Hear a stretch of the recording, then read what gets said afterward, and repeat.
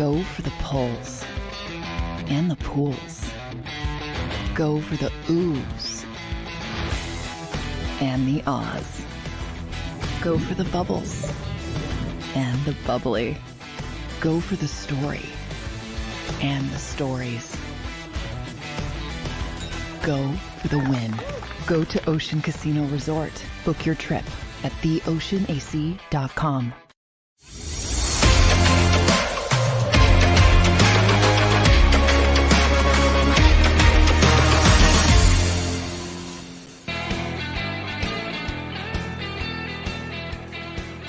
What is up, everybody? Good evening on this wonderful Monday night as we sit here with our Philadelphia Eagles as the only 7-1 football team in the NFL. So I appreciate all of you guys joining us tonight. We are back to our regularly scheduled time, Monday night, 6:30, now that our Fightin' Phils are out of the World Series. But we will be back every Monday at 6:30. I saw a lot of you guys today during the Philly Sports Power Hour. It's good to see some of you here in the chat. Let me get a little roll call, see who's here tonight. I'm going to take you guys all the way up to the 8 o'clock hour so you can get ready for Monday Night Football, maybe watch a little Flyers. But we're going to talk about this Philadelphia Eagles team. We're also going to be joined by Dr. Chris Radcliffe like we are every single week. He'll be joining us at 7:30. Need to talk to him about Jalen Hurts' knee again because clearly something is not right. And I also want to talk about Cam Jurgens, who is now eligible to come back from IR, and we need him. We're going to talk about this Eagles running game in a second. But I see you guys here in the chat. Let me get a little roll call. Devin Owens, good to see you. Xavier Spencer, how you doing, man? Didn't see you today on the Power Hour. Missed you. Dylan, hello from Boise. What is up? Matt Lagoy in the house. How you doing, Lagoy? Good to see you, my brother. So let's get this out of the way first because we are going to analyze up and down everything that happened in that Philadelphia Eagles-Washington Commanders game, and it wasn't all pretty. And I'm going to sit here and I'm going to pick apart some things that need to be picked apart. But let me get this out of the way first. I am very happy to be sitting here after Week 8 at 7-1. And this Philadelphia Eagles team find ways to win. And I've said it every single week on this show. Under Nick Sirianni and with Jalen Hurts at quarterback, this team has an ability to overcome adversity and find ways to win football games. I see Xavier, 7-1 baby is right. Mike Romeo, good to see you, my man. So it wasn't always pretty. There's things we're going to talk about. There's things they need to clean up. I was shocked what this defense let the Commanders do. Shouldn't happen. But they won the football game. And you are seeing around the NFL, it is not cliche to say it is hard to win football games in the National Football League. Just look at what's going on with the San Francisco 49ers. They just lost their third straight game. They looked unstoppable to start the season. They lose third straight. Seattle stole a win from Cleveland. I was really hopeful that this was going to be a week where maybe the Philadelphia Eagles could have taken a 2-game lead on a lot of these teams that are near the top of the NFC. And it almost happened. Seattle steals a win in Cleveland. And you have the Detroit Lions playing tonight. I'd be really surprised if they lost to the Las Vegas Raiders. But there is a big game this week. And I don't need to tell you guys, it is Dallas week. So we're going to preview the Dallas Cowboys too at the end of the show. But I first want to talk about this Washington Commanders game yesterday. And I'm going to get all the positive out of the way first because then we're going to turn to this Eagles defense, and there's a lot to talk about. But let's look at the positive. It is a big win. Hold on, and let me stop because Matt Lagoy just reminded me when we talk about how hard it is to win in this league. The Denver Broncos beat the freaking Kansas City Chiefs yesterday. Okay, so any team, especially a division rival, can win a football game. So it wasn't the way we wanted it to go. Defense shouldn't have given up as many points as they did, but the Eagles are sitting here at 7-1. And like I was about to say, that is a big win on the road against a division rival. Division games are never easy.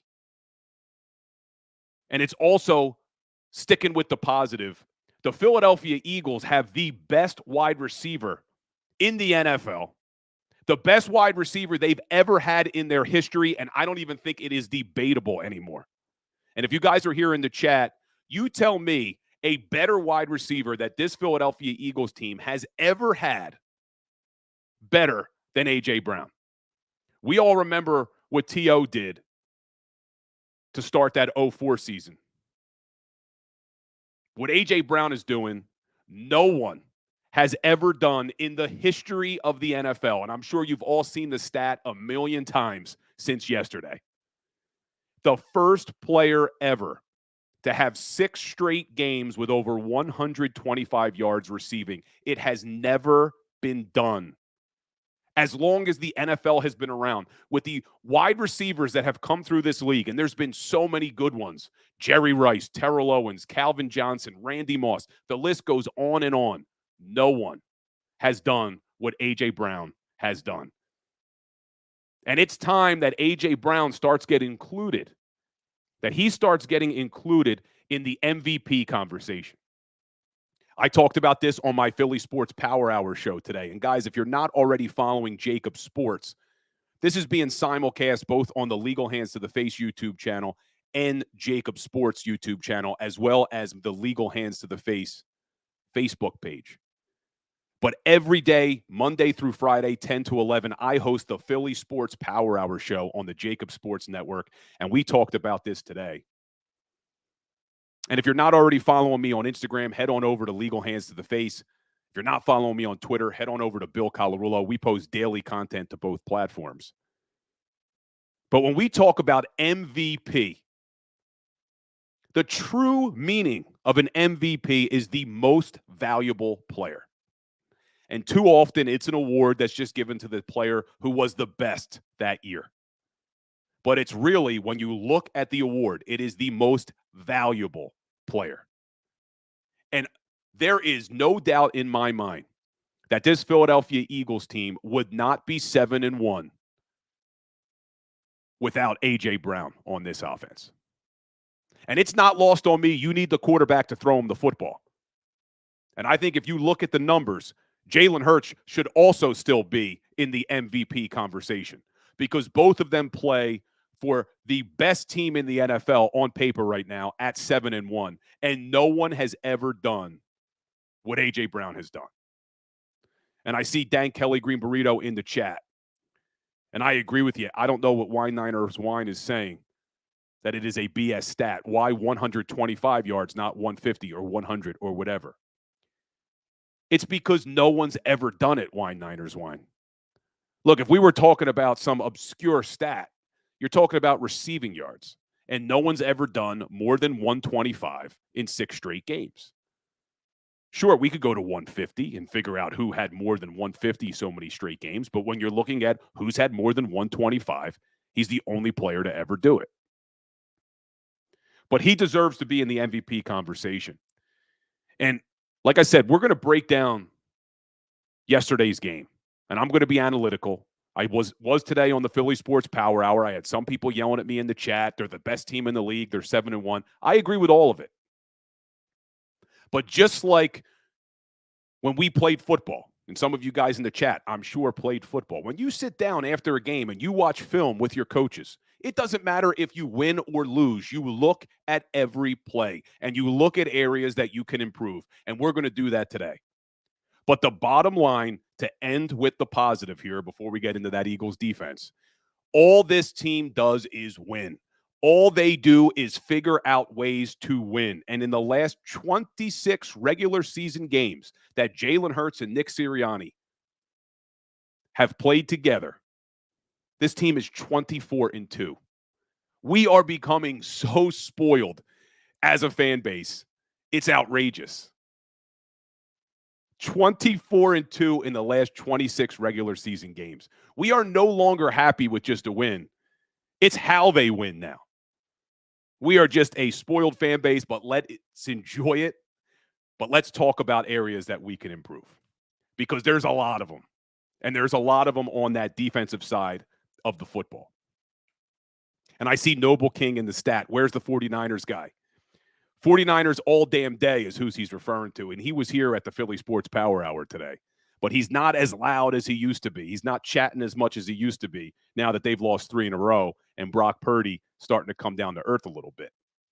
But let's look at this Philadelphia Eagles defense, because that Washington Commanders offense had absolutely no right doing what they did to this Eagles defense.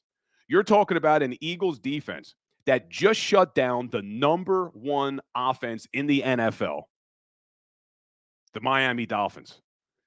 And then the Washington Commanders, who are the 22nd ranked 22nd ranked offense in the entire NFL, averaging only 298 yards per game, come out yesterday and they put up 472 yards. 472 with Sam Howell at quarterback. And you got to give Sam Howell credit. He played well. But my God, you got to be kidding me. Letting Sam Howell throw for almost 400 yards. You're talking about the 19th ranked passing offense in the league, averaging 212 yards a game. And you let Sam Howell go 39 of 52 for 397 and 4 touchdowns. They did not look good yesterday. That secondary and that back seven did not look good. And we're going to talk about some of these players in a second. But you look at this offense, they were averaging 20 points a game coming in. Eagles let them put up 31. They held Miami to basically 7 points in that game last week. The defense basically only gave up 7 points. They let Sam Howell and the Washington Commanders go off for 31 points. And I get it. Division games are tough. We talked about it. You saw what the Broncos just did to the Chiefs. Although the Broncos hadn't won a game against the Chiefs, I think it's like 12, 13 straight games or something like that. But you look at this Eagles defense, the prior 3 weeks against teams like the Los Angeles Rams, the Miami Dolphins, the New York Jets, this team was averaging 183 passing yards against. They were shutting down everybody. They let Sam Howell go for 397. And you look at the first half numbers. If you guys follow the JAKIB Sports pregame halftime show, I co-host those. And on the halftime show, I was losing my mind because in that first half, Sam Howell, you ready for this? 24 of 26 for 226 yards and 2 touchdowns. Made him look like he was Patrick Mahomes and not Patrick Mahomes with the flu, if you were watching that game yesterday. And what was even more surprising is this Washington Commanders offense was on an historic pace, giving up 40 sacks through the first 7 weeks.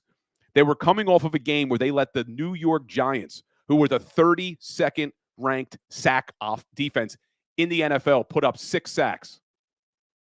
And they held the Philadelphia Eagles to 1 sack. And it was obvious what they were doing. We all saw it on TV. Their game plan was to get the ball out of Sam Howell's hands quickly. They weren't going to give this defensive line an opportunity to get pressure. Well, when they are doing that, and I watched the games in the green room down at the Ocean Casino in between the shows with Seth Joyner, and both of him and I are losing our mind because if they're going to try to get the ball out quickly and they are not going to give your defensive line an opportunity to get pressure, the corners need to move up closer to the line of scrimmage. Why are you giving these wide receivers 8 to 10 yard cushion when you know Sam Howell is dropping back and trying to get the ball out of his hands as quickly as possible? Get up to the line. Run a little press coverage. Get in these wide receivers' face. You made it way too easy on them. Not taking anything away from Sam Howell. He played a great game, man. He did. He played a great game. Played his butt off. But the reason he was able to go 24 of 26 in the first half was because the damn corners are 8 to 10 yards off the ball. Get up to the line of scrimmage. Even the running defense wasn't good yesterday. This is the number 1 rushing defense in the league. And they let this Washington Commanders team go for 4.2 yards per carry yesterday. Too much, man. Too much. And I talk about it every week. Good teams get off the field on third down on defense. Coming into this game, the Washington Commanders were the 31st ranked offense on third down. There's only 32 teams in the NFL, and the Washington Commanders were 31st in the league on third down. And this Eagles defense let them convert 7 of 12 third downs for 58%. Not good enough. Not good enough. Now, look, I'm giving them a little bit of slack. This was the first time this secondary had played together. I'm giving them a little slack. Kevin Byard just got here in a trade. Reed Blankenship coming back from injury.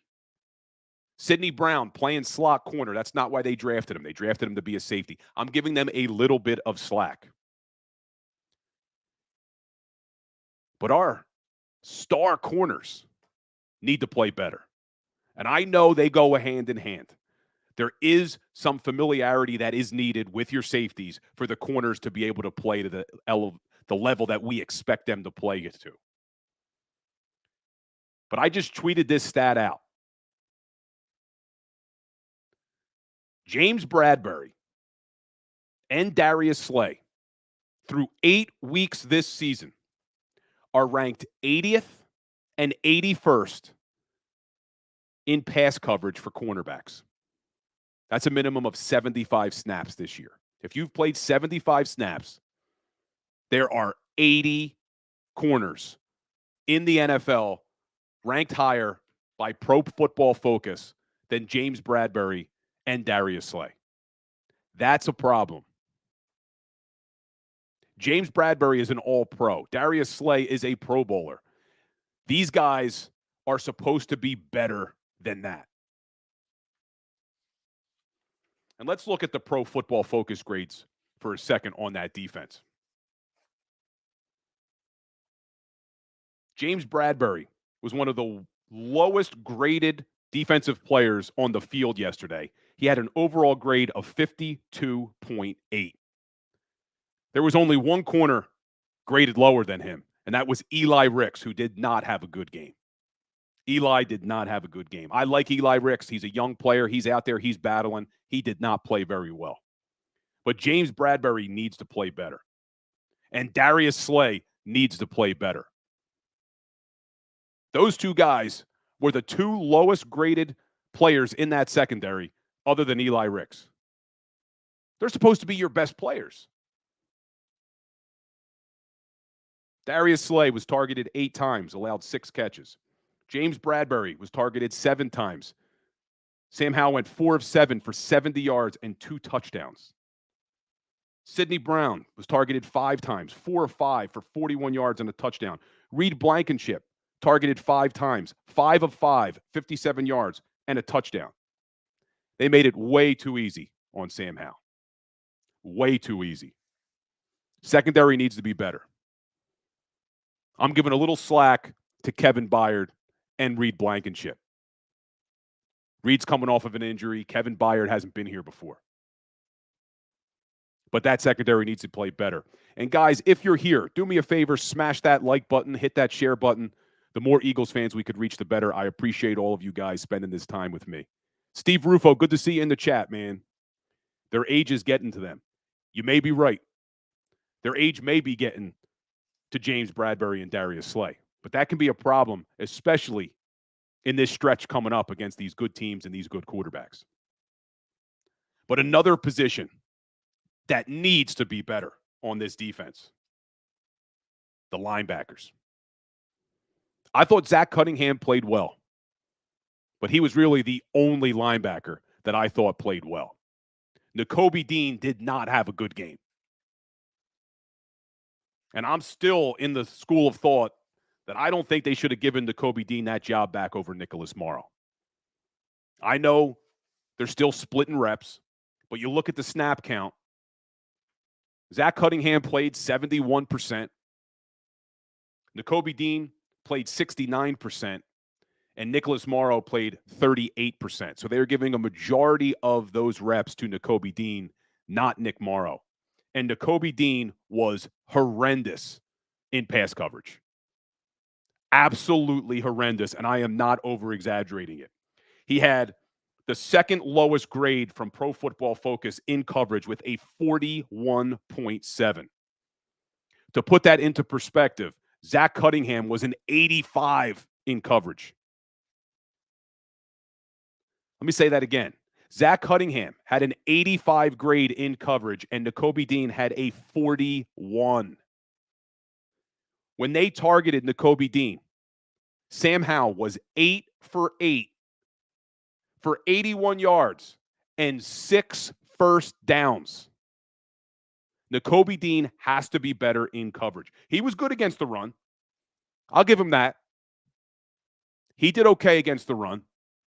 When he has those big D linemen in front of him, especially when the Philadelphia Eagles run that 5-man front. If you guys are watching the game, Sean Desai likes to mix it up. They run a lot of 5-man front, and then they run 4-man front. Nakobe Dean does well in a 5-man front. They were going 5-1-5.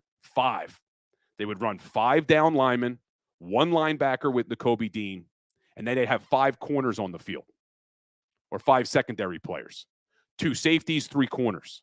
Nakobe Dean does well when they try to do that, if they try to run the football. That's what he excels at. But the moment they pass the football, Nakobe Dean is lost. He is absolutely lost. But you look at the other 2 guys. Zach Cunningham, I told you, 85 grade. Nick Morrow, 68.8 in coverage. Now, Morrow struggled against the run. Now, if you could take Nakobe Dean and Nick Morrow and what Morrow does well and what Dean does well and make one linebacker, we'd be okay. Dean's good against the run, sucks against the pass. Morrow's been good against the pass, hasn't been very good against the run. Well, that's not going to cut it. You need a linebacker that can do both in the NFL. But you look at those numbers, Morrow only allowed 10 yards on him receiving. Zach Cunningham, only 35 yards receiving. But Nakobe Dean, 81 yards, 6 first downs. He has to be better. And that D-line played an average game. I thought for sure that they were going to put up at least 6 sacks in this game. You're talking about the worst offense in the league when it came to protecting their quarterback. The worst. And that's not an exaggeration. They were on a record pace for what they were doing. And the Eagles were only able to get 1 sack. But look, to be positive, that sack was at a huge moment. Hassan Reddick is a closer, man. Comes up with a big sack when they need it. And I saw a stat today that he has the most fourth quarter sacks in the NFL over the last couple of years. That's huge, man. That's huge. And Reed Blankenship, going to give him credit. Didn't play well in that game, but he came up big in a big moment with that interception. And if you guys follow the Philly Sports Power Hour, you've heard me say it before. What I loved about the move in bringing Kevin Byard to this team from the Tennessee Titans was not only that the guy is a good safety, but it's everything you hear about Kevin Byard off the field and in that locker room as a leader. And he already delivered as a leader on this team. Because the story after the game was how Reed Blankenship was having a bad game. And he was getting a little bit down on himself. And Byard was in his ear, basically telling him, forget about it. It's the next play. It's the next play. You're not going to have perfect games every week in the NFL. Kept his head up. And then Reed Blankenship comes up with a big interception in a big moment. That's why you bring guys like Kevin Byard in. And I got to give a lot of credit to this Philadelphia Eagles organization. I said it today on the Philly Sports Power Hour. When Chip Kelly was here, this culture was destroyed. There was no culture in this Eagles organization. And Jeffrey Lurie, Howie Roseman made a concerted effort to rebuild the culture, and it started with Dougie P. You got to give Doug Peterson credit this one as well. They started to build a culture here, and it has been furthered by Nick Sirianni and the players that they have brought into that locker room, and they continue to bring players into that locker room that build on that culture. These guys love playing together. I know the Philadelphia Phillies are still a sour spot in this city.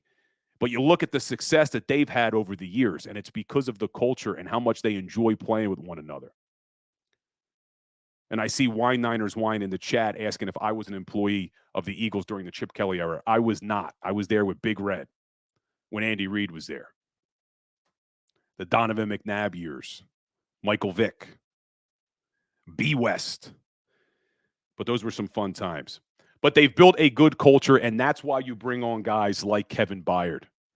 And we're going to talk about Julio Jones in a second as well when we switch over to the offensive side of the ball. But he's another one that you bring into this organization for their leadership just as much as what they can do on the field. It's what they can do off of it. But look, that defense did not play well. I'm giving them some slack. Whole new secondary. I still have faith in Sean Desai. What they were able to do the 3 weeks prior to this game was pretty remarkable with what they did to the best offense in the NFL. But it's just surprising to me what this Commanders offense was able to do. And the biggest surprise is, look, I get that division games can be tight. Teams are up for division games. But that's usually reserved for the defenses, in my opinion. When teams are fired up, their defense can come to play. But your offense is still your skilled position players. You are who you are. I don't care how excited or fired up you are for the game. You still got to make throws. You got to catch the football. So this whole, they were more fired up for the Eagles. Okay, maybe that applies to the defense. But you should still be able to stop the damn offense. And before we take our first break, guys, just sticking to the defensive side of the ball, Jalen Carter went down early with an injury, and we're going to talk to Dr. Chris Radcliffe about that today. Hopefully he's okay. It's been reported as a back injury. He had an MRI today. But before he went out, he was the highest graded defensive player according to Pro Football Focus. Again, this is becoming almost a regular thing with Jalen Carter. This guy is special. Zach Cunningham, number 2 graded defensive player. Milton Williams, number 3. Hassan Reddick, number 4. And Jordan Davis, number 5. Doesn't surprise you that 4 out of those 5 were D linemen and 1 linebacker, Zach Cunningham, because the secondary and the other linebackers played like crap yesterday. Kentavious Street was the second lowest graded defensive player yesterday at number 19, only graded higher than Eli Ricks. But you guys probably saw the news. Howie being Howie makes another trade, sends Kentavious Street and a 2025 7th-round pick in exchange for a 2024 6th-round pick. Also opens up a roster spot, which gets a lot of people excited, but it could be just to bring Cam Jurgens back to that active roster. But they also have been elevating Julio Jones every week from the practice squad. So if they want to give him a roster spot as well, there's one. But it could mean that Howie is being Howie on those phones. There's a couple moves I'd like to see him make. And if before we get to the offensive side of the ball, I'll tell you what I want to see there. Just looking at this defensive side of the ball, you may be able to tell where I'm going here. I like some linebacker depth because I'm not sure Nakobe Dean's the answer. And all offseason, I was saying it. I'm hopeful Nakobe Dean can be the guy we saw at Georgia, but we haven't seen it yet.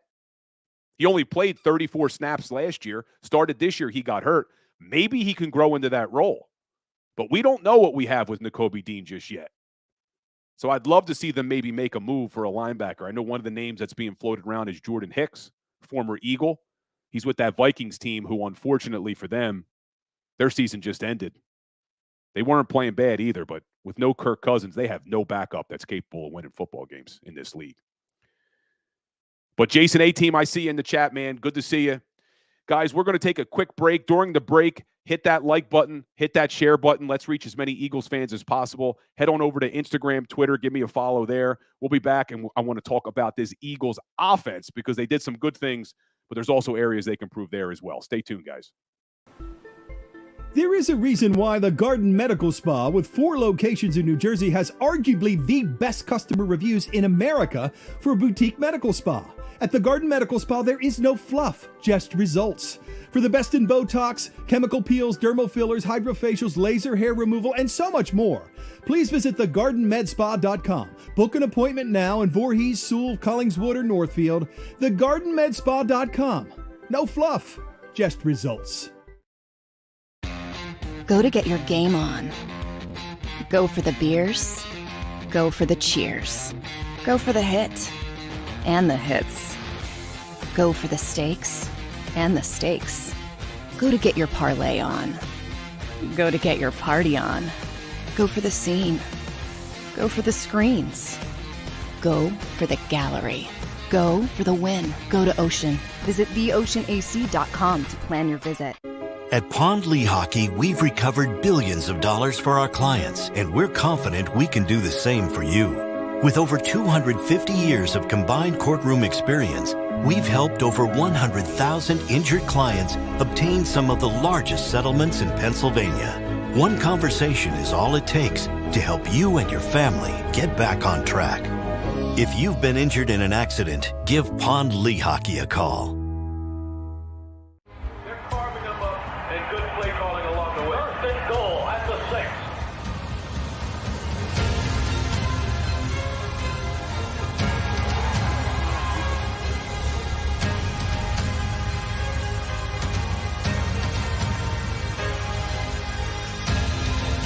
Field of life, First Trust Bank is there for you.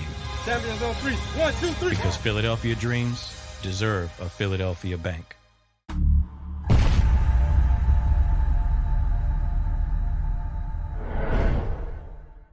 We're here to show you a better way to spend your state income taxes and get the money to where it's needed to most to the thousands of qualified kids. What we like about Blocks is they really know where the need is. This program ensures that their dollars come 100% into these kids for their tuition assistance. If you are able, Blocks makes the EITC piece go very quickly and very smoothly. Turn your PA state tax liability into need-based scholarships and receive a 90% tax credit.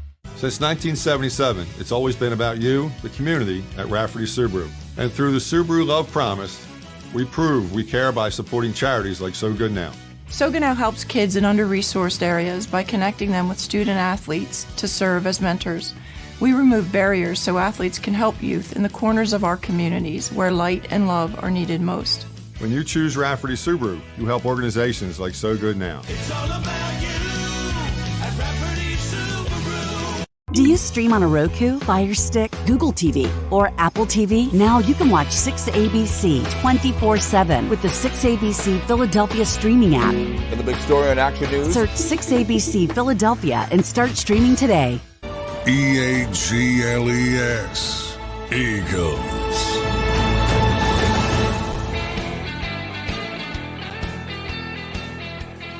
What's up, everybody? Welcome back into the Legal Hands to the Face show with your man, Bill Colarulo. Good to see everybody here. I truly appreciate all you guys taking time to talk a little Philadelphia Eagles with me. Love it. Be coming to you guys every Monday night with the Legal Hands to the Face, which is all Philadelphia Eagles talk for 90 minutes. Does it get any better than that? But also, you could check me out every day, Monday through Friday, 10 to 11 a.m. right here on the JAKIB Sports Network. And guys, if you're listening to the audio of this, because we do upload the audio after the show, if you want to engage, you want to comment, be sure to check out the live show, 6:30 on Monday nights. And like I've said before, if you're not already following me on Instagram and Twitter, head on over, give us a like, give us a follow. Appreciate all of you guys who are here. I see Denise Larada in the chat. Pond Lehocky or Pond League Hockey, like it. Big fan so far, Bill. Thank you. Appreciate it. We just talked about that defense, and I told you some of the things that bothered me about that defense. Well, there's some things on that offense that need to be cleaned up as well, but I want to start again with the positive because there was a lot of positives from that Philadelphia Eagles offense. So we're going to start with the good before we get into the bad. The good. This Eagles offense put up 38 points in that game, and it could have very easily been 52 points. We'll get to the reason why it wasn't 52 points in a second. Michael Heft, what's up, man? I see you. Good to see you, brother. They also put up 315 net passing yards, And I thought this was Jalen Hurts' best game as a passer in quite some time, if not ever, as a Philadelphia Eagle. I thought he looked really good in the pocket, throwing the football. And he had to be, because he clearly was not 100% healthy. I think he really only scrambled once. He had a few other runs. They were kneel downs, that tush-push attempt, but really stayed in the pocket in that game. And people who hate on Jalen Hurts talk about how he's not a pocket passer, he can't win games with his arms. Well, he did exactly that yesterday, going 29 of 38 for 319 yards and 4 touchdowns. Incredible. I'm looking at some of you guys in the chat. Sports on 88. Who are the Eagles' running back and linebacker trade targets? Dillon and Simmons available.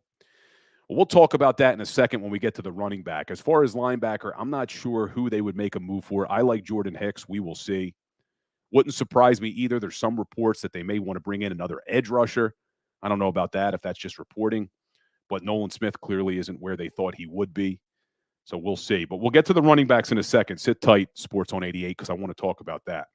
But you look at this game Jalen Hurts had, and continuing with the positive on that offense, we already talked about A.J. Brown being the only player in NFL history to go over 125 six straight games, has 8 catches, 130 yards, and 2 touchdowns. And then Devontae Smith, we don't talk about this guy as much as we probably should because of how good A.J. Brown is. But Devontae Smith, 7 catches, 99 yards, and a touchdown. And when Jalen Hurts targeted A.J. Brown and Devontae Smith, he was 15 of 15 for 229 yards and 3 touchdowns. The ball never hit the ground, at least on the stat sheet. Because if you go back and look at the replay, one of those balls probably did hit the ground. But Ron Rivera didn't throw the challenge flag. And I talked about this on the Philly Sports Power Hour today. This is what I love about Nick Sirianni and this coaching staff. That is really good coaching. The fact that they practice for situations where maybe there was a questionable catch, to hurry up to the line of scrimmage, to snap the ball. We saw them do it in the NFC Championship game, and you saw them do it again on Sunday. Little things like that win you football games. And Sirianni talked about it. They practice that. So you got to give credit to the coaching staff, and you have to give credit to this Philadelphia Eagles team for executing it. Big missed opportunity by Ron Rivera to challenge that play. That was a big, big situation in that game. But hey, on the stat sheet, 15 of 15 when targeting AJ and Devontae for 229 and 3 TDs. And then let's talk about Julio Jones. When they signed Julio Jones, everyone was hopeful that he was going to be the help we needed in the red zone. And he comes up with a big touchdown in the red zone. First of all, a great pass by Jalen Hurts. He threw an absolute laser, and he put it where it needed to be. I know it looked like it was a little bit behind Julio, but if you go back and watch that play, that's where that ball had to be for Julio to be the only one who could catch it. And Julio makes a big catch, knowing he's going to get hit in the red zone for a touchdown. But what I loved most about that touchdown wasn't just the fact that, yeah, it gave us a red zone weapon in Julio Jones, hopefully, but it was the reaction of the team after the fact. Did you see every single player on that offense running to Julio to celebrate that touchdown? This guy's been here for 2 weeks. But it just goes to show, we talked about it earlier, the culture that this team has built and the players that they have brought in to help with that locker room. Obviously, Julio is already one of the favorites in that locker room. He's a seasoned veteran. He's a leader. And that team could not have been happier to see Julio Jones catch a touchdown. I loved it, man. I loved it. And I see Matt Lagoy in the chat. If Julio can do that 5 times a year, that's helpful. Yeah. Julio's not the guy he used to be. He's not going to have 100-yard games. But if he can come up with a big catch like that every once in a while, it was a great move by Howie Roseman. Because if you follow me, you follow Legal Hands to the Face or the Philly Sports Power Hour, you know I am not a big fan of Quez Watkins at the wide receiver 3 position. Look, Quez Watkins, I give him a lot of credit. 6th-round draft pick, has hung around in the NFL for 4 years. I think he's a decent depth player on your team. He could be your wide receiver 4, maybe a wide receiver 5 as a depth player. He's not your wide receiver 3. He's just not. He didn't come up with big plays like what Julio has already done in the red zone. So love that move. Love it. Also, staying with the positives on that offense. This offense was the number 2 third down offense in the NFL coming into that game, converting 48.5% of their third down conversions this season. And they go 8 of 13 against the Washington Commanders for over 61.5%. You are going to win a lot of games in the NFL if you can convert on third down over 60% of the time. And this Eagles offense did that on Sunday. That was huge. And they were 1 for 1 on fourth down again. They were 4 for 4 against Miami, 1 for 1 against Washington. Those are demoralizing for a defense. So that's the good. Passing offense looked good. Julio Jones, big catch. AJ and Devontae look good. Third down was good. But now it's time to get into the bad. And there were 3 areas that really, really bothered me in that football game from an offensive standpoint.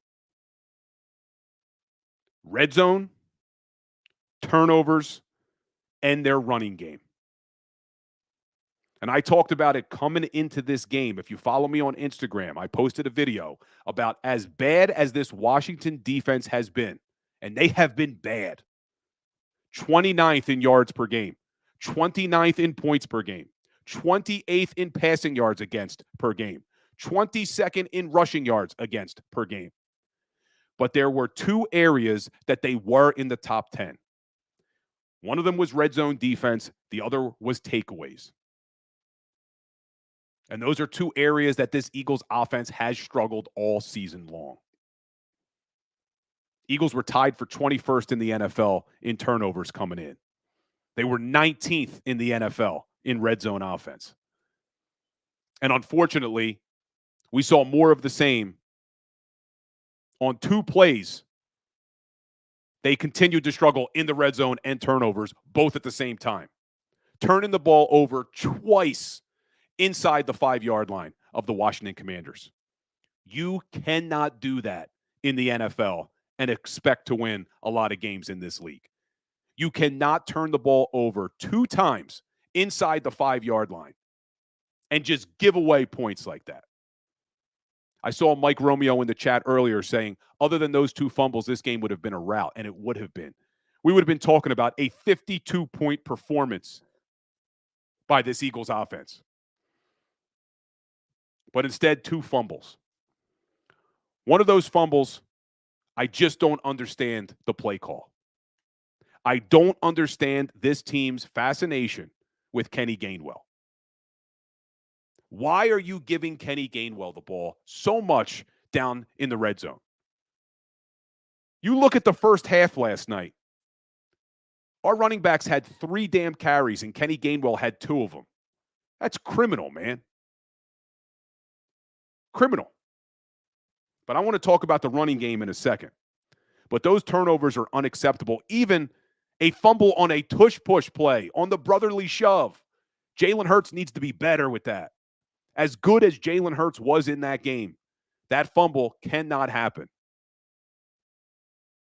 We all saw, even if you are having the best game in the history of the Super Bowl, a fumble can change everything.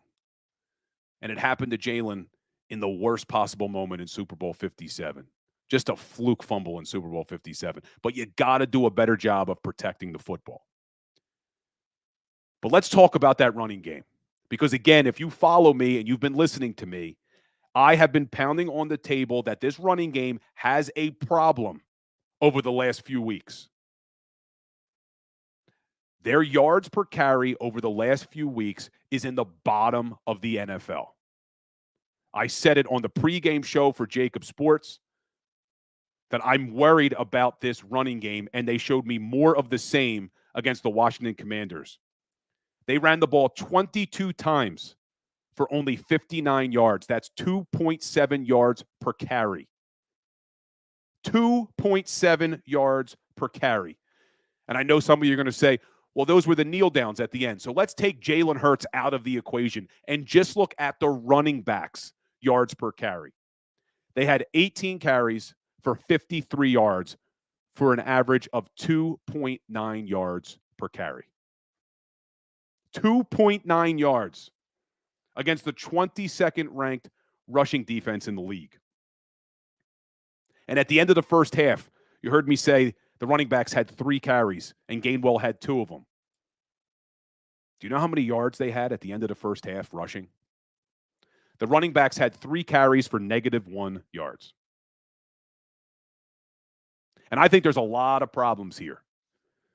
I think one of the main issues is that Brian Johnson doesn't call enough run plays early to get his offense into any sort of rhythm with the running game. It's not something that can just be turned on and off. You have to establish a run. And look, they got away with it against the Washington Commanders. The passing offense was able to dominate that game.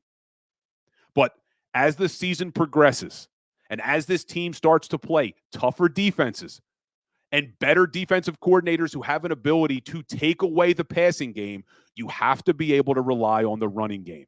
That was something they did so well last season. And we are all still living in this fantasy world that this team has a great rushing offense and a great offensive line when it comes to running the football. They haven't over the last 5 games. If you look at the last 5 games, the running backs are only averaging 3.2 yards per carry. That would put them in the bottom of the NFL. 3.2 yards per carry. That is not going to cut it in the NFL. And I said, I think there's multiple problems here. Number one is Brian Johnson not calling the plays early. I also think Cam Jurgens being out has been a big loss.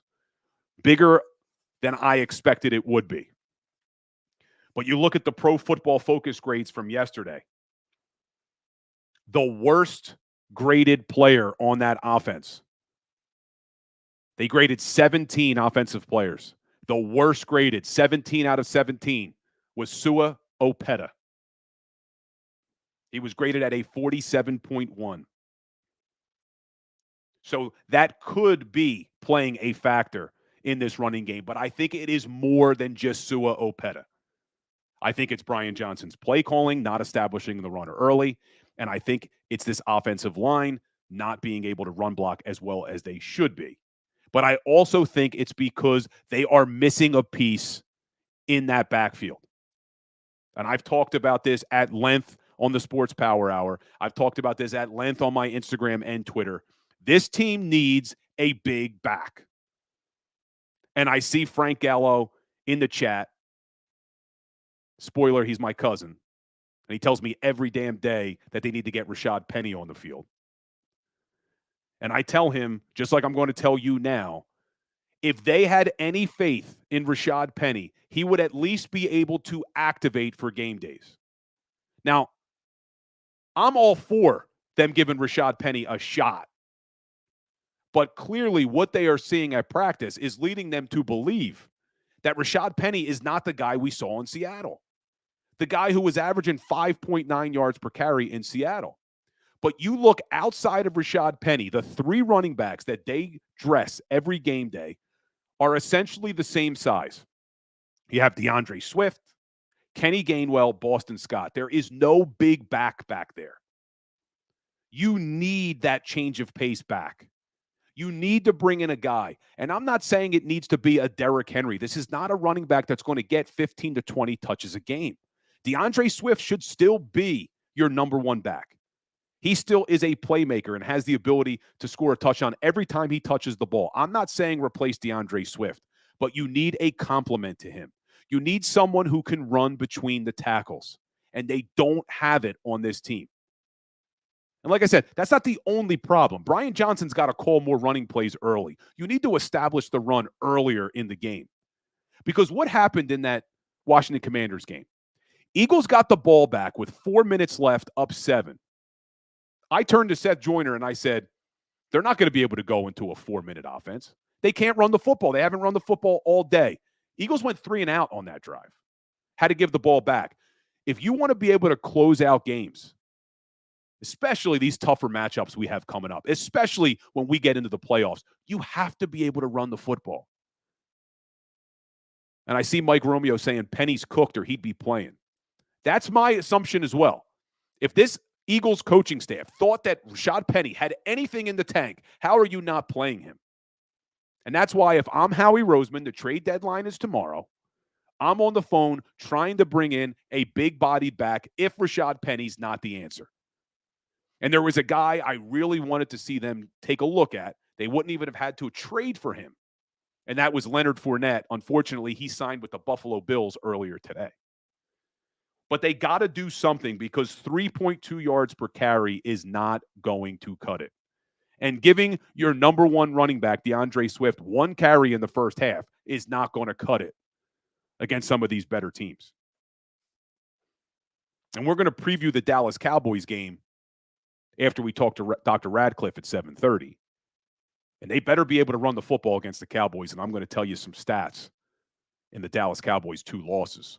But spoiler alert, those teams ran the damn football. But let's hope Cam Jurgens could come back this week. I want to talk to Dr. Radcliffe about that. I see Jason A-Team chatting up Jurgens. He can get to that second level and stuff. Definitely was playing well before he got hurt, and Opeta has not been the answer over the last couple of weeks. Even Tyler Steen played better, I think, when he got in there than Sua Opeta did. But let's talk about some more positives with that offense. I don't want to be all doom and gloom because they did put up 38 points. If you guys are here in the chat, I want your opinion. What'd you think of calling that fake tush push, fake brotherly shove counter at the end of that game? We were talking about it in the green room. You know, there's 2 schools of thought there. You showed it, so now teams can prepare for it. But then the other school of thought is you showed it, and now teams have to prepare for it. So I'm more in the school of thought that I kind of like that they showed it because now teams have to be a little bit more careful, just all pounding the inside there. Because the Eagles can run plays, and you know that's not the only play that they probably have built in off of it. And I see Jason A-Team, that brotherly sweep was awesome. Frank Gallo, I love it. Pond League Hockey, liked it. Think they showed it too soon. And that's the school of thought there, Pond League Hockey, is you could also have shown it, so now teams have to prepare for it. You know, that's also a good thing. Teams now have to take time to not only prepare for the tush push, but all the counters now off of it. There's Steve Rufo. Exactly. Yeah, but now teams have to guard against it and cannot just stack the box. Yes. Mark DiStefano, what's up, man? You getting here late? Where were you sleeping? That's my uncle. You asleep? But I see Jason A-Team. Imagine if they run a fake pass off of it. That's coming. I guarantee it. I guarantee it. They probably got a lot of plays built in off of that. But loved that. Loved that. And then let's keep going with the positives here before we bring Dr. Radcliffe on because, like I said, it's my job to analyze this stuff. I'm not here just to be a cheerleader. Look, I love the Philadelphia Eagles just as much as everybody in this chat. Love them. Want to see them win every game. Want to support them as much as I can. But at the same time, you can't just cheerlead everything, even when they need areas of improvement. And they have to be better in the red zone. The running game has to be better, and they have to stop turning the damn ball over. You look at that New York Jets game. They lost that game because of turnovers. And really, they could have still won if they just didn't turn the ball over at the end of the game and they punted the damn ball. So that's my job, man, is I have to analyze it. But look, I am sitting here, and I am extremely happy that the Philadelphia Eagles are 7-1. And we talked about it. San Francisco 49ers, they just dropped their 3rd straight. They are not even the number 1 team in their division anymore. Seattle's at the top of the NFC West. But what I love most is as we sit here after week 8 at 7-1, is that the Philadelphia Eagles have a clear path to be the number 1 seed in the NFC. It's up to them about whether or not they are going to be the number 1 seed. Because we don't need anybody else to lose. We don't have to hope that the 49ers lose to a team or that the Cowboys lose to a team. The Philadelphia Eagles only need to take care of what's right in front of them. It's not going to be easy. This Dallas game is going to be tough. And I see Gallo in the chat. Dallas is going to give us the biggest problems. We're going to preview that after we talk to Dr. Radcliffe. But it's not going to be easy. There's a tough stretch coming up. But if the Eagles can take care of what's in front of them, they have a clear path to home field advantage in the NFC. And there's no other team that can say that in the NFC. 49ers have to hope the Eagles lose games. Dallas could probably control their own destiny, but they got to beat the Eagles twice. But I like where we are at 7-1 after 8 weeks. And we're going to preview that Dallas game after we talk to Dr. Radcliffe. But we're going to take a quick break. When we come back, we will have Dr. Chris Radcliffe on the show. Want to talk to him about Jalen Hurts' knee. Want to talk to him about Cam Jurgens. Guys, if you have any questions for Dr. Radcliffe, throw them in the chat. I'll make sure I ask them. Stay tuned, guys. We'll be right back with Dr. Radcliffe. There is a reason why the Garden Medical Spa, with 4 locations in New Jersey, has arguably the best customer reviews in America for a boutique medical spa. At the Garden Medical Spa, there is no fluff, just results. For the best in Botox, chemical peels, dermal fillers, hydrofacials, laser hair removal, and so much more, please visit thegardenmedspa.com. Book an appointment now in Voorhees, Sewell, Collingswood, or Northfield. Thegardenmedspa.com. No fluff, just results.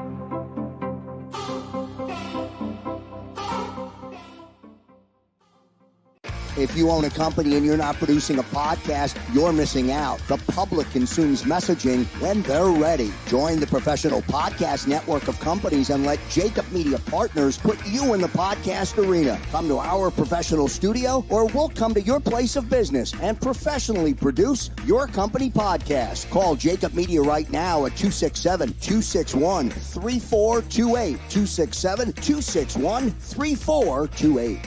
My name is Dr. Bruce Grossinger, and I'm the medical director of Philadelphia PRP and Stem Cell Institute. I'm reaching out to those who suffer from spine and joint pain. We use treatment methods that require no surgery, no scalpel, no drugs. Running, walking, or whatever your desires are, Dr. Grossinger is where you need to come. You can benefit from the same PRP and stem cell treatment as Wilbert Montgomery. Call us now at 610-222-5675. We're here to show you a better way to spend your state income taxes and get the money to where it's needed to most to the thousands of qualified kids. What we like about Blocks is they really know where the need is. This program ensures that their dollars come 100% into these kids for their tuition assistance. If you are able, Blocks makes the EITC piece go very quickly and very smoothly. Turn your PA state tax liability into need-based scholarships and receive a 90% tax credit. Win and save this baseball season from Colony Pools and Power Washing, a local company serving Delaware, Delco, and Chester County since 1970. Are you tired of looking at your green house? Is your roof, siding, deck stained green from algae and mold? Let the experts pressure wash your home and take the pressure off of you. Win with Colony Pools and Power Washing. Call them now at 302-762-2250. That's 302-762-2250.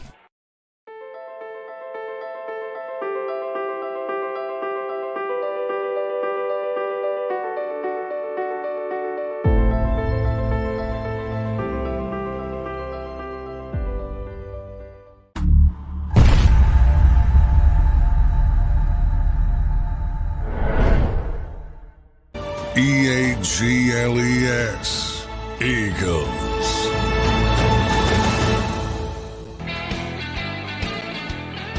Hey, What's up, everybody? Welcome back into the Legal Hands to the Face show, and we are joined, it looks like, from the operating room today with Dr. Chris Radcliffe. Man, everyone's okay, right? You don't have a patient back there, I hope.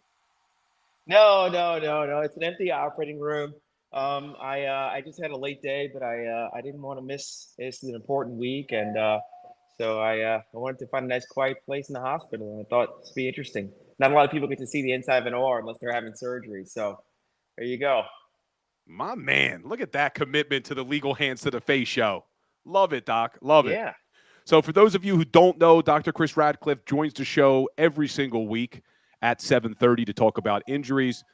Harvard trained, Duke Medical School, used to work down there on the sidelines with the Philadelphia Eagles, and he joins the show to talk injuries, and we've had a ton to talk about this year. But let's start, Doc, because it's still a big topic on this team and with these Eagles fans is Jalen Hurts' knee. Looked like he had a brace on it on Sunday. Didn't look like he was moving around as well as we've seen in the past. There was some reports it was a bone bruise. Could that be causing the type of problems that we're seeing with Jalen? Could it be just a bone bruise? Yeah, absolutely. I saw the reports that it was caused by one of the Giants players striking his knee. That makes a lot of sense. I think anatomically, obviously if it was something more serious, if the knee was unstable, he wouldn't be as agile. So, I think it could absolutely be just a bone bruise, and the treatment of that revolves around managing the pain. And answer me this, because this is where I started to question if it was a bone bruise. Why would you need a brace on your knee if it was a bruise? Bill? Yeah, you got me? Can you hear me? Yeah, I can hear you. Sorry, we may have a bad connection. Bill? Yeah, I got you. I can hear you fine. Oh, we lost the doc for a second. This is the beauty of doing live shows, and maybe he doesn't have a good connection in the OR, but I could hear him. Could you guys in the chat hear Dr. Radcliffe? Because I could hear him pretty fine. So we'll see if we can get Dr. Radcliffe back. But let's Sorry see. about that. Yep. You got us now? You got back. a better connection? Yeah. I'm good. Thank you. All right, all good. Thanks, Doc. So the question I had was, one of the things that made me skeptical that it was a bone bruise was why would you have to wear a knee brace for a bruise? Could you explain that to me?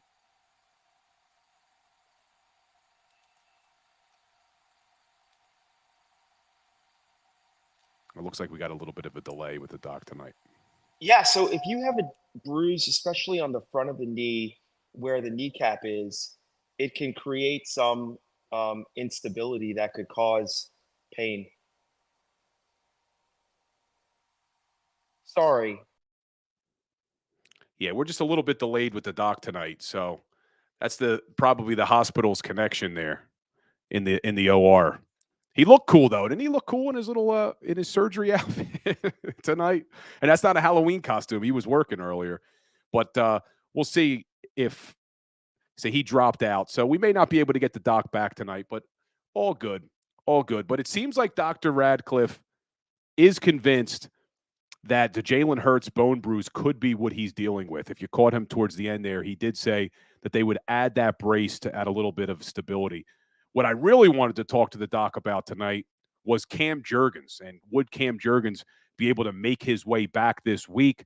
Nick Sirianni did talk to the media earlier today, and when he was asked about Cam Jurgens, he didn't want to put a timetable on it, but he did say he was hopeful that Cam Jurgens was going to be able to play this week. If you guys remember, Jurgens hurt his foot, went on IR, which is 4-week minimum that he's on IR. So the Philadelphia Eagles could activate his 21-day practice window, and he can start practicing today.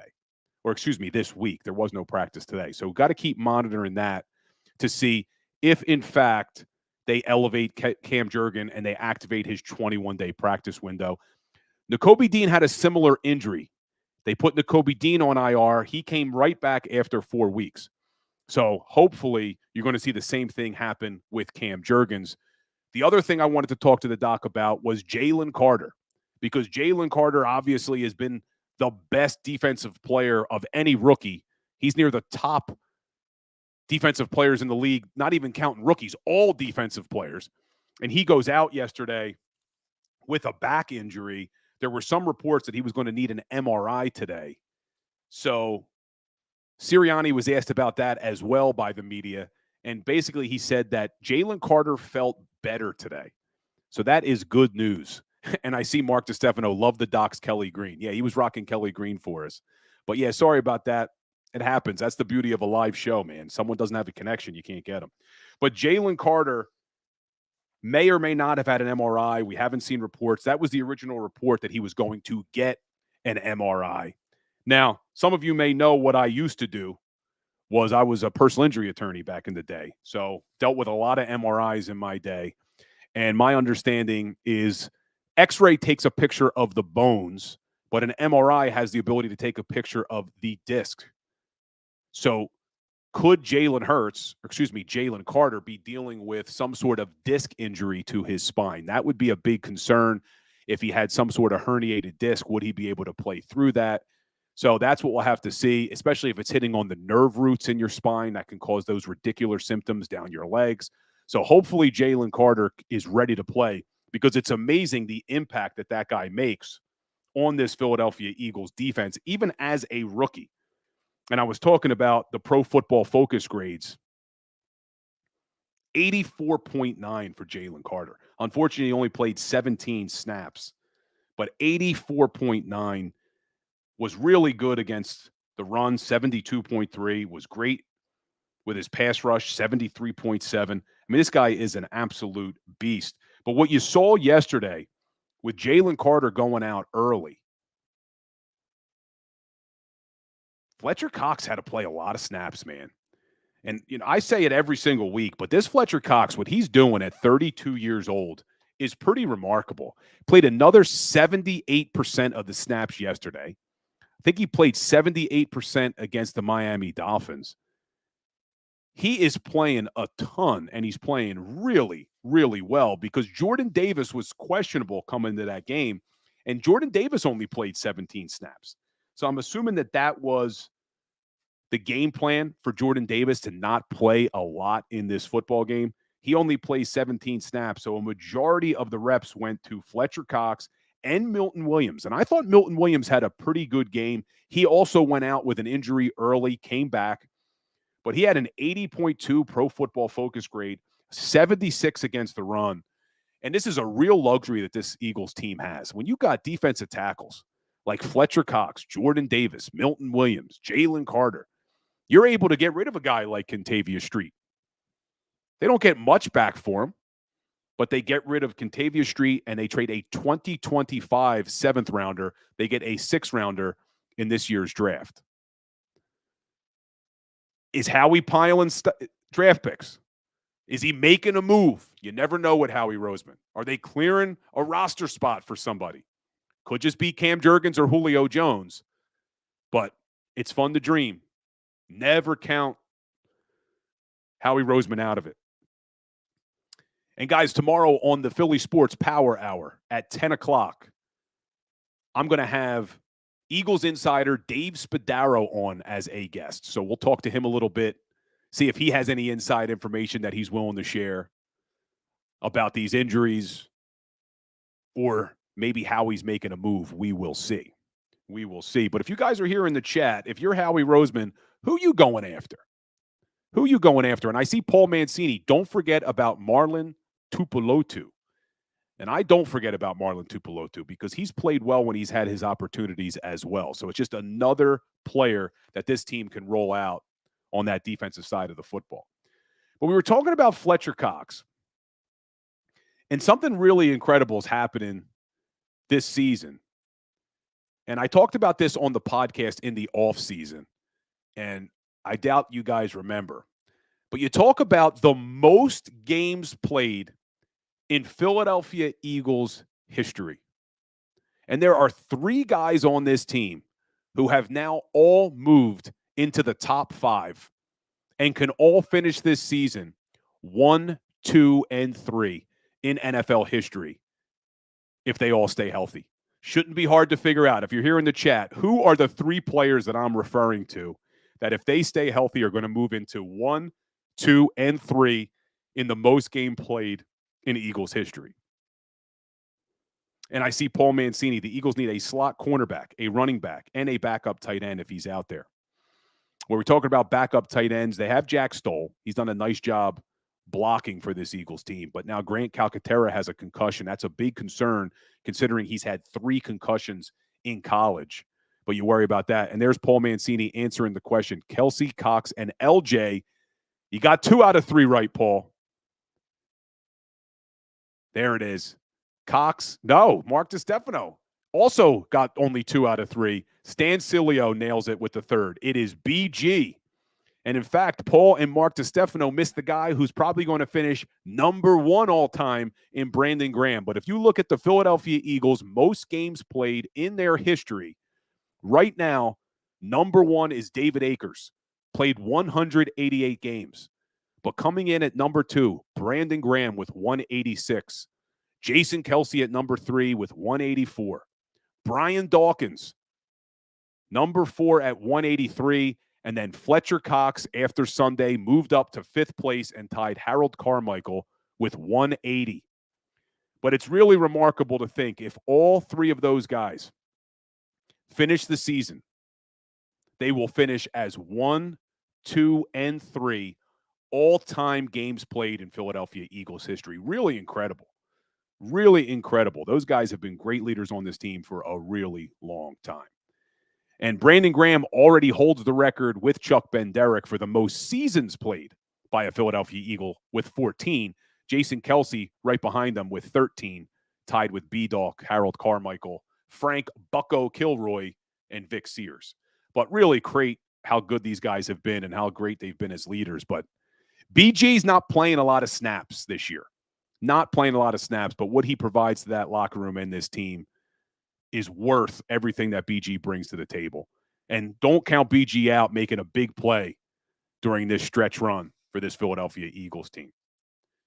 But let's take a look because this is a big week. It is Dallas week. Don't need to tell anyone how big of a week this is, but it is Dallas week. And the best part is, as much as I hate the Dallas Cowboys, I love when the Dallas Cowboys are at least somewhat good because it makes it mean that much more. You know, it's not fun when the Dallas Cowboys absolutely suck and don't have a shot at doing anything. It's good that they're 5-2. It's good that they're in the mix because it's going to make it so much sweeter when the Philadelphia Eagles step on their throat and ruin their season. Stan Sileo talking back about these 3 veterans. Get them a ring and all go out together. Well, they all have one from 2017, but yeah, let's get them another one. Jason A-Team. BG, an all-time Eagle. Just wish he was playing well this year. They don't play him barely at all. Yeah, he's definitely on a pitch count every night, Jason, every game. But like I said, don't count him out, man. Don't count him out from making a big play. Xavier Spencer, hell of a week. Yes, it is. Mark DiStefano, do you think Derek Barnett gets dealt tomorrow? I don't know if he gets dealt, Mark, but I hope he gets dealt. I am completely out on the Derek Barnett experiment. Guy has more penalties in his career than he does sacks. Has done pretty much nothing all season long. He's only getting about 7 snaps a game. But what I'd like to see them do, and we talked about this on my Instagram, a couple people commented about this. Nolan Smith's only getting 4 snaps a game, but you're giving Derek Barnett 7. Why don't you give those reps to Nolan? Because DB's not doing crap. So take those 7 snaps, get rid of Derek Barnett, at least give him to Nolan Smith. Let this guy get some experience under his belt. But Stan Sileo, unfortunately, Dak owns the Birds. All right, let's talk about the Dallas Cowboys game because this is a big week. This is a massive week. And not only because it's the Dallas Cowboys, it's because of what this means for this season. Because as good as the Philadelphia Eagles are right now at 7-1, they lose this game to the Cowboys, a lot of things change. A lot of things change. The Philadelphia Eagles could go from being the number 1 seed in the NFC to a 5 seed if they can't beat the Dallas Cowboys this year. And you talk about Dak Prescott owning the Eagles. I hate the Cowboys, but you're not wrong. Stan Sileo is not wrong. Dak Prescott is 8-3 in his career as a starting quarterback against the Philadelphia Eagles. He has won 3 games in a row against the Philadelphia Eagles. The Eagles have not beaten Dak since December 22nd of 2019 in the regular season. So this team better figure out a way to beat Dak Prescott. And this Dallas team, man, it's crazy. You look at their games, they're 5-2. In their 5 wins, they've looked really good. And in their 2 losses, they've looked really bad. They beat the Giants in week 1, 40-0. Followed it up by beating the Jets, 30-10. And then somehow they lose to the Arizona Cardinals, 28-16. They bounce back against the New England Patriots, 38-3. Then they get crushed by the San Francisco 49ers, 42-10. Bounce back 20-17 against the Chargers, have a bye, and then crush the LA Rams, 43-20. It's crazy what they've done in their wins, and they just look so bad in their losses. And this is why I said earlier, a little bit of a teaser about this game. The Philadelphia Eagles have to be able to run the football this week. First of all, you look at this defense for the Dallas Cowboys, and they're a really good defense. Only giving up about 287 yards a game, puts them in the top of the NFL. Right now, not counting the Monday night game, they're number 3 in the NFL. They're only giving up 17 points a game, puts them at number 4 in the NFL. They're only giving up 179 yards passing, puts them at number 4 in the NFL. But you know where they're not in the top of the NFL? Running defense. They're giving up over 109 yards a game, puts them at number 18. And you look at their season so far, they are 5-2. In the 5 games that they have won, the opposing team has averaged 74 yards rushing. In the 2 games that they have lost, the opposing team has averaged 196 yards rushing. I'm going to say that one more time. In the 5 wins for the Dallas Cowboys, the opposing team has averaged 74 yards rushing. And in the 2 games they've lost, the opposing team has averaged 196 yards rushing. The Arizona Cardinals ran the ball for 222 yards on this team. The San Francisco 49ers ran the ball for 170 yards rushing on this team. The Philadelphia Eagles need to establish the run in this football game because the Cowboys are very good against the pass. Very good against the pass. And then you look at another reason that this Dallas Cowboys team has won games and why they've lost games. And this one shouldn't come as a surprise to a lot of people. It's turnovers. We see it every week in the NFL. You win and lose games with turnovers. And you look at this Dallas Cowboys team. In their 5 wins, they have a +10 turnover differential. And in their 2 losses, they have a -3 turnover differential. We cannot afford to turn the ball over in this game. You just can't do it. And the Eagles need to be better in the red zone.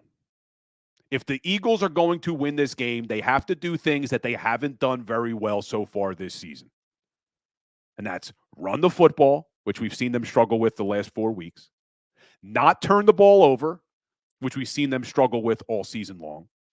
And be better in the red zone, which is another area they've struggled this season. Philadelphia Eagles are 19th in the league right now in the red zone. The good news is, as good as this Dallas defense is, they haven't been unstoppable in the red zone. They're middle of the pack on red zone defense. But this Eagles team needs to put up 7 in the red zone, not 3. Now, interestingly, this offense really hasn't been that great for Dallas. A lot of people always assume Dallas is going to have a good offense. They haven't really been that great this year.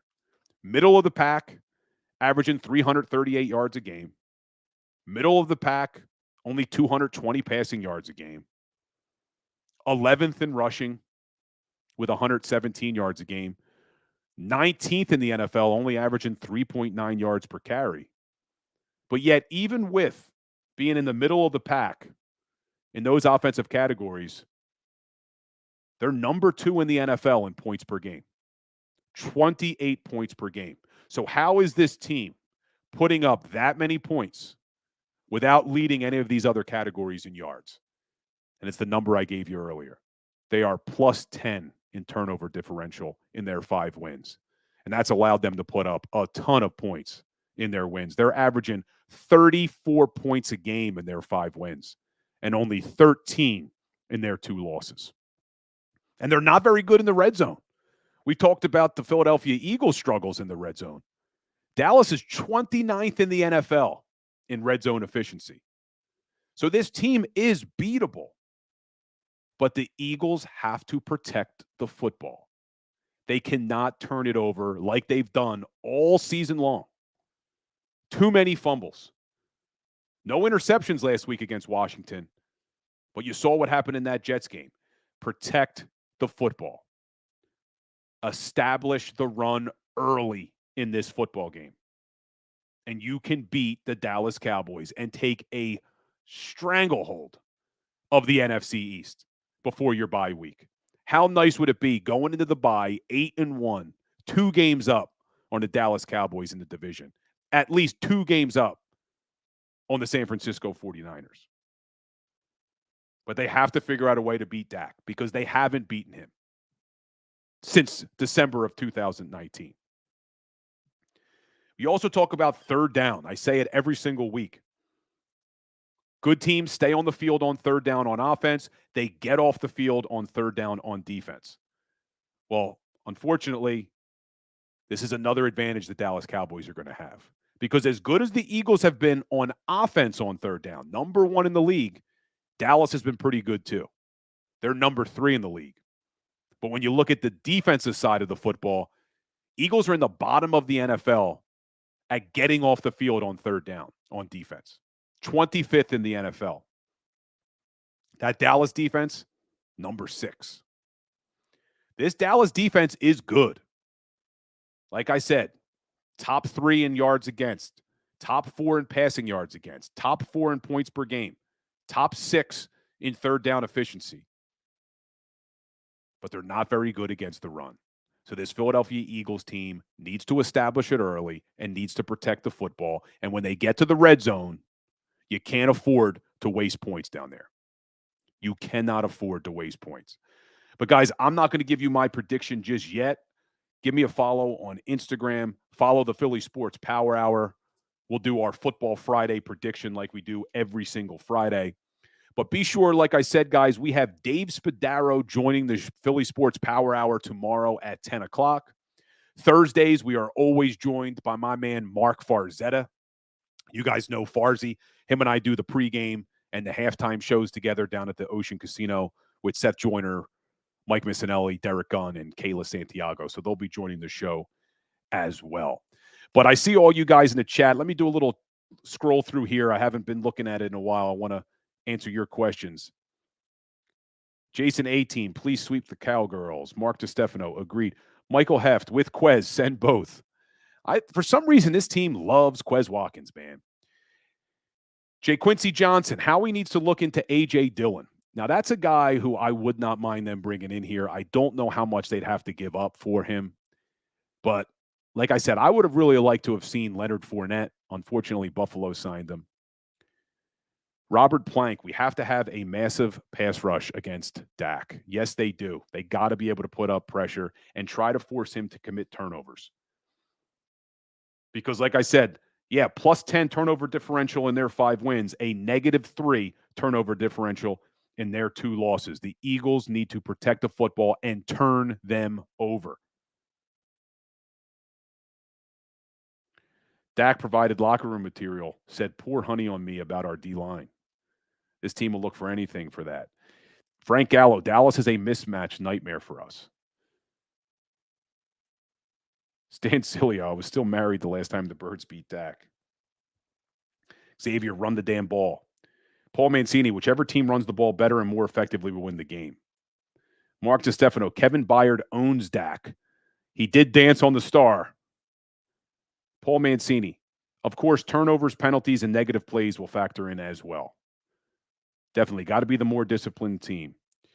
Robert Plank asked a good question here. Should we run Penny this week to replace Gainwell? And you know what? I didn't talk about it.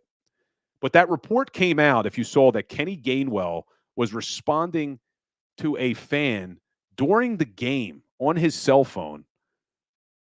I don't know if we talked about it earlier. The shows are running together here. But that's suspendable, in my opinion. They asked Nick Sirianni about it. He said he talked to Kenny Gainwell.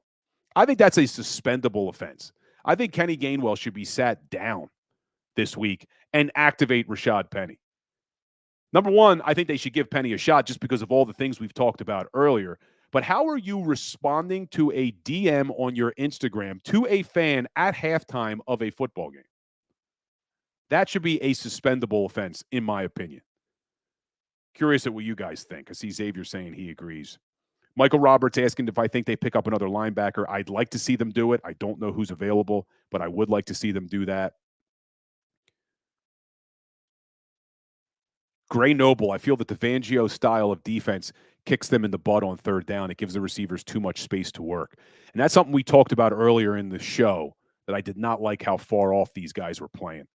But really appreciate all you guys. We're running out of time tonight. I told you I'd bring you up to the 8 o'clock hour, so then you could go ahead and watch Monday Night Football. Got to vote for our we've got to root for our Las Vegas Raiders to win tonight, because the Detroit Lions are a team you got to look out for in the NFC. We talked about the 49ers. We talked about the Dallas Cowboys. We know Seattle's the leader in the NFC West, but don't sleep on that Lions team. That Lions team has been very, very good. But, guys, I appreciate you all being here. Quick trivia before we leave. I talked to you about the most games played.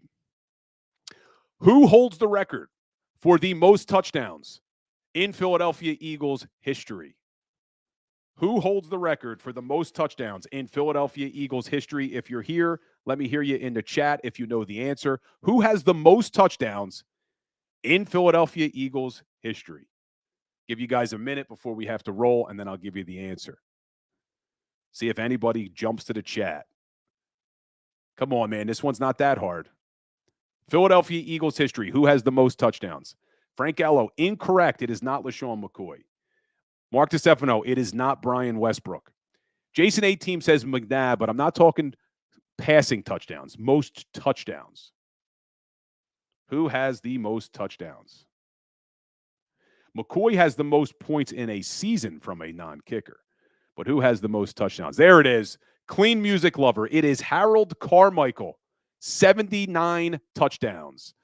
Harold Carmichael, most touchdowns in Philadelphia Eagles history with 79. Steve Rufo got it as well. Guys, I appreciate all of you being here. Appreciate you all in the chat. Hopefully, I'll see a lot of you guys tomorrow at 10 o'clock on the Philly Sports Power Hour. But before you leave, hit that like button, hit that share button. Everybody have a great night. As always, go Birds and beat Dallas, baby. Go for the pulls and the pools. Go for the oohs and the ahs. Go for the bubbles and the bubbly. Go for the story and the stories. Go for the win. Go to Ocean Casino Resort. Book your trip at theoceanac.com.